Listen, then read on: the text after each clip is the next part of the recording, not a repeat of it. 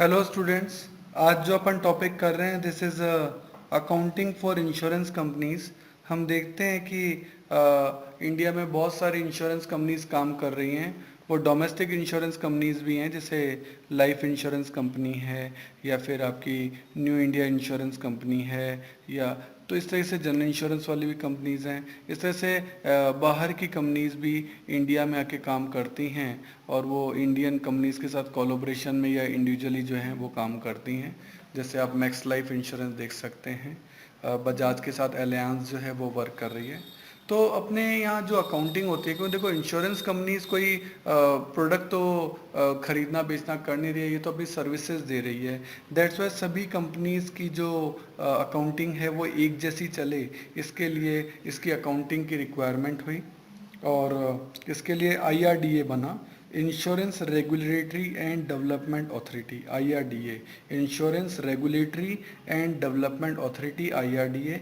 और जो सेक्शन 114 है जो कि इंश्योरेंस एक्ट 1938, उसका सेक्शन 114 ए एम्पावर करता है आईआरडीए को कि वो इस पूरे इंश्योरेंस के बिजनेस को इंडिया में रेगुलेट करे और डेवलपमेंट करे। यानी सभी इंश्योरेंस कंपनी को आईआरडीए के जो भी रूल्स हैं उनको मानना पड़ता है। यानी सारी कंट्रोलिंग जो है वो आईआरडीए करता है, insurance regulatory and development authority. अब उनके अकॉर्डिंग जो कुछ प्रोविजंस हैं क्या हैं, some important provisions of insurance act 1938 देखते हैं। Some important provisions of IRDA act है, the following are the important provisions of IRDA act regarding accounts. क्या?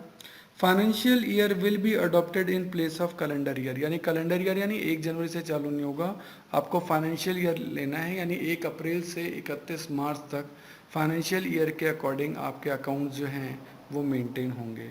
The following shall be prepared in accordance with the regulation made by IRDA. IRDA ने इनको regulate किया है कि वो balance sheet बनाए, profit and loss account बनाए, separate receipt and payment account बनाए, रेवेन्यू अकाउंट बनाए।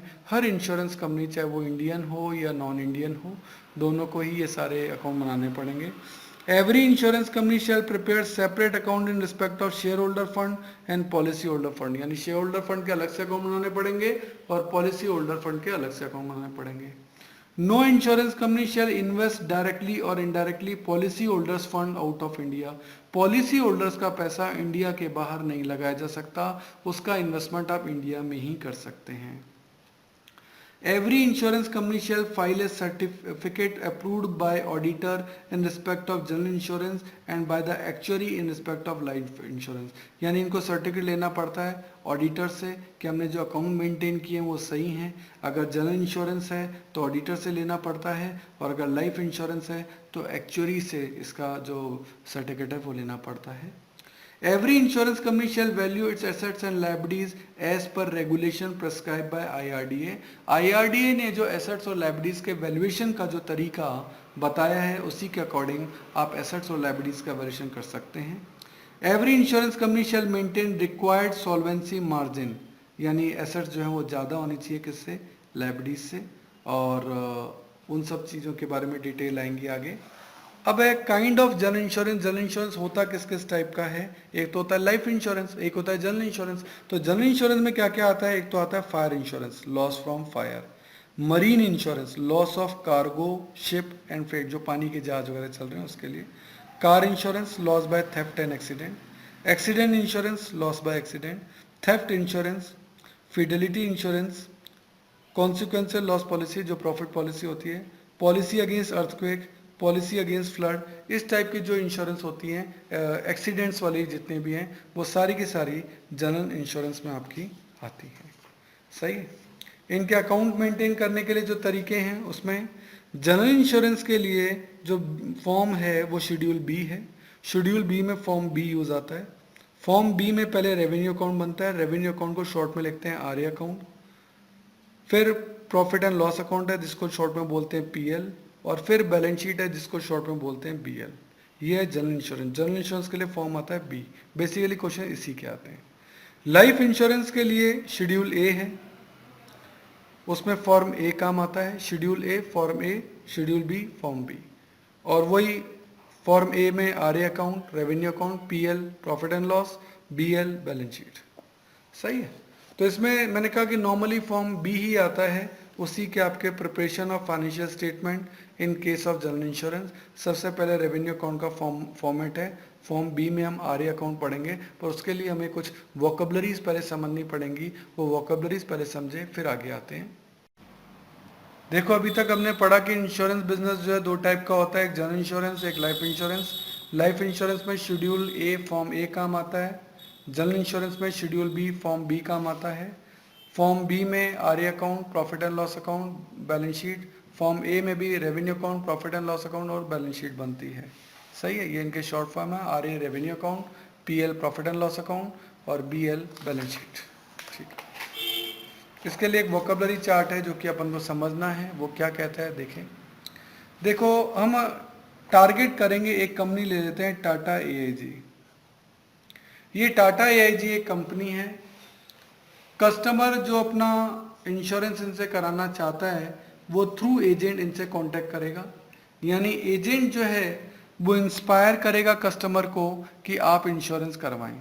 ठीक है, इस कंडीशन में कस्टमर टाटा एआईजी से इंश्योरेंस कराता है तो कस्टमर टाटा एआईजी को प्रीमियम देगा। ये प्रीमियम टाटा एआईजी के लिए प्लस है, यानी टाटा एआईजी के लिए फायदा है। ठीक है, इस कंडीशन में टाटा एआईजी एजेंट को कमीशन देगी। ये कमीशन टाटा एआईजी के लिए नुकसान है क्योंकि पेमेंट करना पड़ रहा है। और इस कंडीशन में इसके अलावा कस्टमर को यदि कुछ हो गया, कोई नुकसान हो गया, तो टाटा एआईजी क्लेम देगी कस्टमर को। ये क्लेम देना भी टाटा एआईजी के लिए लॉस है, इसलिए माइनस होगा। तो प्रीमियम प्लस है, फायदा है, कमीशन पे किया माइनस है, क्लेम पे किया माइनस है। ये सारा का सारा डायरेक्ट बिजनेस कहलाता है। ये कौन सा बिजनेस है?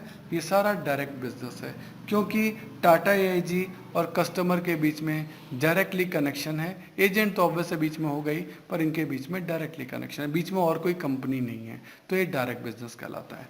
अब टाटा एआईजी को लगा कि यार अपन ने रिस्क बहुत ज़्यादा ले ली क्लाइंट की, इतनी तो अपनी रिस्क टेकिंग कैपेसिटी नहीं है, तो अब वो एलआईसी से कॉन्टेक्ट करेगा। एलआईसी को कहेगा कि भाई हम आपको बिजनेस ला के दे रहे हैं तो हम आपको प्रीमियम देते हैं, ये प्रीमियम ये इसको देगा, ये एलआईसी के लिए फ़ायदा है, लेकिन ये वाला प्रीमियम लॉस कहलाएगा टाटा एआईजी के लिए। तो ये जो प्रीमियम टाटा एआईजी ने दिया है एलआईसी को, ये एलआईसी के लिए फ़ायदा है, प्लस होगा, बट यही प्रीमियम टाटा एआईजी के लिए लॉस हो गया, माइनस होगा। ऐसे प्रीमियम के लिए वर्ड यूज़ करते हैं सीडेड। अब टाटा एआईजी एलआईसी को कहेगा कि देखो मैं आपके लिए बिजनेस लेके आया, आपको प्रीमियम दिलवाया, तो मैं आपका एज ए एजेंट हूँ, तो आप मुझे कमीशन दीजिए। ऑब्वियस एलआईसी का बिजनेस आया है, प्रीमियम आया है, तो ये कमीशन तो इसको देना पड़ेगा, तो ये कमीशन पेड करेगा। दैट्स वाई ये कमीशन एलआईसी के लिए नुकसान है, माइनस होगा, लेकिन यही प्रीमियम टाटा एआईजी के लिए कमीशन टाटा एआईजी के लिए फ़ायदा है, ऐड होगा। जबकि ये वाला कमीशन टाटा एआईजी ने पे किया था एजेंट को, ये नुकसान था, माइनस हुआ है, लेकिन ये वाला कमीशन इसको रिसीव हो रहा है, ये इसके लिए फ़ायदा है, इसलिए ये ऐड होगा। कल को कस्टमर को कोई नुकसान हुआ, टाटा एआईजी से क्लेम पे करेगा, ये क्लेम इसके लिए नुकसान है, लेकिन वो एलआईसी से क्लेम रिसीव भी करेगा कि हाँ भाई आप क्लेम दीजिए। तो इस कंडीशन में ये क्लेम एलआईसी के लिए तो नुकसान है, लेकिन यही क्लेम टाटा एआईजी के लिए फ़ायदा है। तो आप देख रहे हैं जो प्रीमियम यहाँ टाटा एआईजी के लिए फ़ायदा था वो यहाँ नुकसान बन गया, जो कमीशन इसके लिए यहाँ फ़ायदा है यहाँ नुकसान है, जो क्लेम इसके लिए यहाँ नुकसान था वो यहाँ से मिलने के कारण इसको फ़ायदा भी हो गया। इस तरह से टाटा एआईजी अपने कुछ लॉस की रिकवरी जो है वो एलआईसी से करवा सकता है। ठीक है, अब टाटा एआईजी एक कंपनी थी, उसने कस्टमर से बिजनेस लिया, अपने रिस्क का कुछ पार्ट एलआईसी को शिफ्ट कर दिया। पर टाटा एआईजी मैक्स इंश्योरेंस से तो बड़ी कंपनी है, तो मैक्स इंश्योरेंस ने भी एजेंट के थ्रू कस्टमर से बिजनेस लिया था। अब मैक्स इंश्योरेंस ने टाटा एआईजी से कांटेक्ट किया कि भाई मेरे पास इन कस्टमर से आया हुआ बिजनेस है, पर रिस्क बहुत ज़्यादा है, मैं कुछ रिस्क आपसे कवर करवाना चाहता हूँ।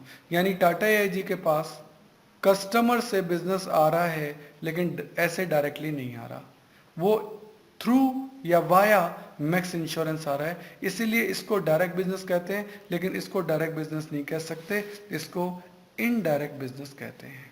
सही है, क्योंकि यहाँ कस्टमर से टाटा एआईजी का डायरेक्ट कनेक्शन नहीं है, कस्टमर मैक्स इंश्योरेंस के थ्रू है, मैक्स इंश्योरेंस और टाटा एआईजी का यहाँ लिंकेज है, तो इसलिए इसको इनडायरेक्ट इंश्योरेंस या इसको री इंश्योरेंस भी कहा जाता है, क्योंकि मैक्स इंश्योरेंस इस इंश्योरेंस का री इंश्योरेंस करा रहा है। तो एक तरीके से मैक्स इंश्योरेंस के लिए तो सीडेड है, लेकिन हम टाटा एआईजी की बात करें तो टाटा एआईजी के लिए इनडायरेक्ट बिजनेस। अब देखो, मैक्स इंश्योरेंस जो प्रीमियम इसको देगा, ये प्रीमियम इसी प्रीमियम की तरह है, फायदा होगा, और टाटा एआईजी उसको कोई क्लेम देगा, ये क्लेम टाटा एआईजी के लिए नुकसान है। कोई कमीशन देगा, क्योंकि मैक्स इंश्योरेंस कहेगा भाई मैं कस्टमर से आपके लिए बिजनेस लेके आया हूँ, मैं आपको प्रीमियम दे रहा हूँ, तो इस कंडीशन में टाटा एआईजी इसको कमीशन भी देगा। तो देखो, कमीशन पे किया, कमीशन रिसीव किया, कमीशन पे किया, यहाँ कमीशन डायरेक्ट बिजनेस के लिए पे किया, यहाँ कमीशन इनडायरेक्ट बिजनेस के लिए पे किया, और यहाँ कमीशन डी इंश्योरेंस के कारण रिसीव किया। इस तरह से टाटा एआईजी की कंडीशन 3 तरीके से हो गई, direct business, indirect business and seeded. सही है, तो इस तरीके से ये आपको प्रीमियम जो है वो अलग अलग तरीके से आएंगे। डायरेक्ट बिजनेस का लिखा हुआ आ सकता है, इनडायरेक्ट बिजनेस का लिखा हुआ आ सकता है, री इंश्योरेंस का लिखा हुआ आ सकता है, या सीडेड का लिखा हुआ आ सकता है। ये वर्ड्स आपको देखकर पहचानना पड़ेगा कि वो डायरेक्ट का है, इनडायरेक्ट का है या सीडेड का है। ये अपन को बहुत ध्यान से इसमें पढ़ना पड़ेगा। अब इसके अकाउंटिंग कैसे होती है वो देखते हैं। तो सबसे पहले हम फॉर्म बी में आर अकाउंट, रेवेन्यू अकाउंट देखते हैं। नेम ऑफ इंश्योरर कौन है, रजिस्ट्रेशन नंबर क्या है, and date of registration IRDA से कब हुआ था। Revenue account for the year ended, कोई भी ईयर हो सकता है। To be prepared separately, fire के लिए अलग से होगा, मरीन के लिए अलग से होगा, और मिसलेनियस अदर इंश्योरेंस के लिए अलग से होगा। मतलब हर इंश्योरेंस के लिए ये R account, revenue account separately बनेगा, ये बात पहले ही लिख दी है। करंट ईयर और प्रीवियस ईयर के कॉलम हैं, क्या क्या है, तो देखो सबसे पहले इनकम्स हैं, प्रीमियम अर्न्ड। किसी भी इंश्योरेंस कंपनी के लिए इनकम का जो सोर्स होता है वो प्रीमियम अर्न्ड होता है। प्रीमियम अर्न्ड नेट, नेट यानी आया गया सब मिलाकर, तो उसके लिए शेड्यूल नंबर कौन सा बनेगा, 1। ये बात क्यों कही गई कि सर प्रीमियम नेट है, क्योंकि प्रीमियम के कई वे होते हैं। अपन ने जब उसका वो शेड्यूल देखा था, देखें एक बार, आप देखिए, प्रीमियम यहाँ रिसीव हुआ, प्रीमियम यहाँ पे किया, प्रीमियम यहाँ रिसीव हुआ, इन तीनों का नेट अपन को लेना है, इससे मतलब है यहाँ नेट। अदर कोई भी हो, नॉर्मली नहीं होंगे। Change in provision of unexpired risk, actually क्या है कि जो अनएक्सपायर्ड रिस्क होती हैं, कुछ ऐसी रिस्क होती हैं जो अभी हुई नहीं है लेकिन भविष्य में हो सकती है, फ्यूचर में हो सकती है, तो आप उसके लिए क्या बनाते हैं, प्रोविज़न बनाते हैं। इनकी प्रोविज़न की जो रेट्स हैं वो भी तय हैं कि हाँ भाई किस पे कितना प्रोविज़न जो है वो बनता है, वो भी मैं आपको बताऊंगा। ये है प्रोविज़न फॉर अनएक्सपायर्ड रिस्क। एक मरीन के लिए ध्यान रखना, मरीन के लिए 100% ऑफ नेट प्रीमियम, जितना भी प्रीमियम आपने रिसीव किया है उसका 100% का प्रोविज़न बनता है। जबकि अदर्स के लिए जितने भी बिजनेस हैं उन सभी में नेट प्रीमियम का 50%। तो याद कर लो, मरीन के लिए 100% और अदर्स के लिए 50% ऑफ प्रीमियम का provision for unexpired risk reserve बनता है। तो वो जो है चेंज जो भी है यहाँ, अगर रिजर्व बढ़ा है तो आपका नुकसान है, और अगर रिजर्व कम हुआ है तो आपका फ़ायदा है, तो प्लस और माइनस यहाँ हो जाएगा। इंटरेस्ट, डिविडेंड एंड रेंट, और कोई इंटरेस्ट, डिविडेंड वगैरह की इनकम है, भाई इंश्योरेंस कंपनी के पास इतना सारा प्रीमियम आता है, वो कहीं इन्वेस्ट तो करेगी, उस पर उसको हो सकता है कोई इंटरेस्ट या डिविडेंड की इनकम हुई हो, या उसके पास कोई प्रॉपर्टी है उस पर कोई रेंट की इनकम है, तो वो भी यहाँ आ जाएगी। ये टोटल ये हो जाएगा, ये इनकम्स का टोटल हो गया कि हाँ भाई ये इनकम्स हैं, इससे ज़्यादा इनकम नहीं आती हैं। ये शेड्यूल नंबर 1 से। अब शेड्यूल नंबर 1 कैसे बनेगा वो मैं आपको अलग से बताऊंगा। फिर खर्चे आते हैं, क्लेम इनकर्ड, जो क्लेम आपने पे किए वो भी नेट, कमीशन जो पे किया शेड्यूल नंबर 3, ऑपरेटिंग एक्सपेंसेस कोई होए तो शेड्यूल नंबर 4। तो शेड्यूल नंबर 1 2 3 4, 1 प्रीमियम के लिए, 2 क्लेम के लिए, 3 कमीशन के लिए, 4 ऑपरेटिंग एक्सपेंस के लिए बनेंगे। ये खर्चों का टोटल हो गया। ए में से बी को लेस कर दोगे तो ये आपका ऑपरेटिंग प्रॉफिट आ जाएगा। पहले आप फायर के लिए बनाएंगे, फिर मरीन के लिए बनाएंगे, फिर मिसलेनियस के लिए बनाएंगे। सभी के रेवेन्यू अकाउंट अलग अलग बनते हैं। हमने शेड्यूल देखे 1 2 3 4। ये शेड्यूल कैसे बनेंगे वो देखने की जरूरत है। This is schedule number 1। Schedule number 1 premium के लिए है कि प्रीमियम का शेड्यूल जो है वो कैसे बनता है, वो चीज़ जो है वो अपन यहाँ देखेंगे। तो देखो प्रीमियम के शेड्यूल के लिए सबसे पहले premium for direct business, direct business से जो आपका प्रीमियम आया है वो, ये शेड्यूल नंबर 1 है। Current year, previous year, normally previous year काम नहीं आएगा पर बनाना पड़ता है। करंट ईयर में received premium from direct business, direct business का मतलब है ये जो डायरेक्ट बिजनेस से कस्टमर से आपको प्रीमियम रिसीव हुआ, प्लस प्रीमियम फ्रॉम री इंश्योरेंस एक्सेप्टेड, ये जो मैक्स इंश्योरेंस से आपको प्रीमियम रिसीव हुआ ये भी आपकी इनकम है, उसको जोड़ दिया, माइनस प्रीमियम ऑन री इंश्योरेंस सीडेड, ये जो प्रीमियम आपने पे किया है LIC को सीडेड, ये लेस हो जाएगा। कुल मिलाकर ये नेट इनकम आ गई। ये एक्रूअल बेसिस पर होती है, इसलिए जितना भी आपने री इंश्योरेंस रिसीव किया है, प्रीमियम रिसीव किया है, उसमें ओपनिंग आउटस्टैंडिंग लेस कर दें और क्लोजिंग आउटस्टैंडिंग ऐड कर दें। ध्यान देना फिक्स रूल है, ओपनिंग आउटस्टैंडिंग ऐड करना है, लेस करना है पूरे ही चैप्टर में, और क्लोजिंग आउटस्टैंडिंग ऐड करना है, क्योंकि हम एक्रूअल बेसिस पे अकाउंट बना रहे हैं। और एक्रूअल बेसिस में आप हमेशा यही करते हैं कि ओपनिंग आउटस्टैंडिंग को लेस करते हैं और क्लोजिंग आउटस्टैंडिंग को ऐड करते हैं। ऐसा आप NPO में भी, नॉन प्रॉफिट ऑर्गेनाइजेशन में भी करते थे, ऐसा आप फाइनेंशियल स्टेटमेंट्स में भी करते थे। ये हो गया आपका schedule number 1। Now schedule number 2 ये क्लेम्स के लिए आता है, जो क्लेम आपने पे किए। सबसे पहले क्लेम पेड डायरेक्ट बिजनेस, यानी ये जो डायरेक्ट आपने क्लेम जो पे किए कस्टमर को। ऐड क्लेम पेड इनडायरेक्ट, ये जो आपने मैक्स इंश्योरेंस को ये जो क्लेम पे किए हैं इनडायरेक्ट खर्चे हैं। लेस री इंश्योरेंस सीडेड, ये जो आपको क्लेम LIC से मिल गया ये लेस हो जाएगा, क्योंकि इससे आपके खर्चे कम हो गए, जो पे किए थे वो कुछ रिकवर हो गए, वो लेस हो जाएगा। और फिर सेम वही ओपनिंग आउटस्टैंडिंग लेस होगा, क्लोजिंग आउटस्टैंडिंग ऐड होगा। ये तो मैंने आपको बता ही दिया, क्योंकि IRDA ने कह रखा है कि जो भी अकाउंट्स बनेंगे वो एक्रूअल बेसिस पे बनेंगे, तो ओपनिंग आउटस्टैंडिंग हमेशा लेस होगा और क्लोजिंग आउटस्टैंडिंग हमेशा ऐड होगा। और क्लेम को इंश्योरेंस कंपनी इतनी आसानी से तो दे नहीं देती। ऑब्वियस है, जैसे ही आप उससे क्लेम मांगते हो तो सबसे पहले वो आपको सस्पेक्टेड बनाती है और आपके ऊपर कोर्ट केस कर देती है। उसके लिए उसका लीगल सेल, लीगल डिपार्टमेंट अलग से होता है, वो लीगल खर्चे भी यहाँ जोड़ दिए जाते हैं। तो ये भी आपके क्लेम का ही पार्ट है, ध्यान रखना, क्लेम का ही पार्ट होता है लीगल एक्सपेंस, वो इसलिए इसी में ही ऐड कर दिया जाता है। शेड्यूल 2 के बाद आता है शेड्यूल 3, जो कि आता है कमीशन के लिए, कमीशन पे करना। कमीशन पेड पहले डायरेक्ट बिजनेस के लिए, कौन सा वाला कमीशन, ये जो आपने एजेंट को पे किया। कमीशन ऑन री इंश्योरेंस एक्सेप्टेड, आपने एक और पे किया है, आपने ये वाला कमीशन मैक्स इंश्योरेंस को भी पे किया, ये भी आपका खर्चा है, ये भी आपका ऐड हो गया। फिर उस खर्चों में से एक इनकम हुई, कौन सी, ये जो कमीशन आपको LIC से मिला ये आपकी इनकम है, उसको हटा दीजिए। लेस कमीशन रिसीव्ड ऑन री इंश्योरेंस सीडेड, क्योंकि इससे आपके खर्चे कम हो गए। और फिर वही रूल, ओपनिंग आउटस्टैंडिंग लेस होगा और क्लोजिंग आउटस्टैंडिंग ऐड होगा, एक्रूअल बेसिस अकाउंटिंग है। ये शेड्यूल 3 हो गया कमीशन के लिए। और शेड्यूल 4 होता है आपका ऑपरेटिंग एक्सपेंसेस, कि जो खर्चे और कहीं नहीं आ पाए वो आपके ऑपरेटिंग एक्सपेंसेस यहाँ आपके आ जाएंगे।